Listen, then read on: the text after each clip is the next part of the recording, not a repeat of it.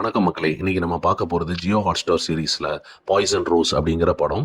So இதில் பெரிய actors like John Travolta, Morgan Freeman, Fraser இந்த மாதிரி ஆக்டர்ஸ்லாம் நடிச்சிருக்கிறாங்க. இதில் ஜான் ட்ராவோல்டா லீட் ரோலில் வராரு, ப்ரைவேட் இன்வெஸ்டிகேட்டராக வராரு. அவருக்கு ஒரு கேஸ் வருது, ஒரு லேடி கொண்டு வராங்க. அவங்க ரிலேட்டிவ் லேடியை ட்ரேஸே பண்ண முடியல, ஒரு ஹாஸ்பிட்டலில் சேர்த்துட்டு வந்தேன், அவங்கள கொஞ்சம் கண்டுபிடிச்சிட்டாங்க அப்படின்னு சொல்லி வராங்க. அவங்க சொன்ன ஊர் பார்த்திங்கன்னா நம்ம ஜான் ட்ராவோல்டா சின்ன வயசில் வளர்ந்த ஊர். ஸோ அந்த ஊருக்கு உடனே ஜான் ட்ராவோல்டா கிளம்பி போகிறாரு. போய் அவர் பழைய ஃப்ரெண்ட்ஸு கூடலாம் மிங்கிள் ஆகுறாரு, பழைய லவ்வரை பார்க்குறாரு, அந்த லவ்வர் ஃபேமிலியை பற்றி தெரிஞ்சுக்கிறாரு. ஸோ இந்த கேஸோடு சேர்த்து அவர் லவ்வரும் அவர் பொண்ணோட ஹஸ்பண்டு வந்து இறந்து போயிருப்பார். அது ஒரு மர்டர் தான். அவர் யார் பண்ணா அப்படிங்கிறதையும் கண்டுபிடிச்சி சொல்கிற 2 கேஸாக அவர் வந்து அங்கே ஃபாலோ பண்ணிருப்பார். ஸோ கடைசியாக தான் தெரியும் இது எல்லாமே இன்டர்லிங்க்டு. அங்கே ஒரு பெரிய டாக்டர் தான் என்ன பண்ணுவார், இந்த ஹாஸ்பிட்டலில் உள்ள டாக்டர், போங்க டாக்டர் தான் அங்கே பேஷண்ட்ஸே இல்லாமல் என்ன பண்ணுவார், ட்ரக்கு தயாரித்து எல்லாரையும் விற்றுட்டு இருப்பார்.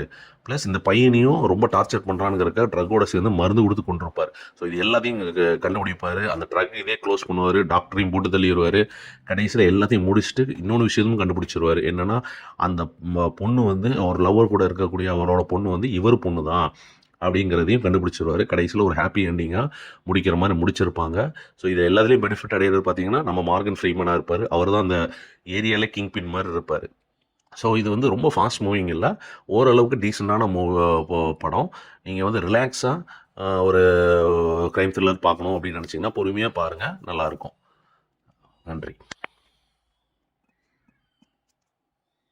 இந்த படத்துக்கு IMDb ரேட்டிங்லாம் கம்மியாக தான் இருக்குது, ராட்டன் டொமேட்டோஸும் கம்மியாக தான் இருக்குது.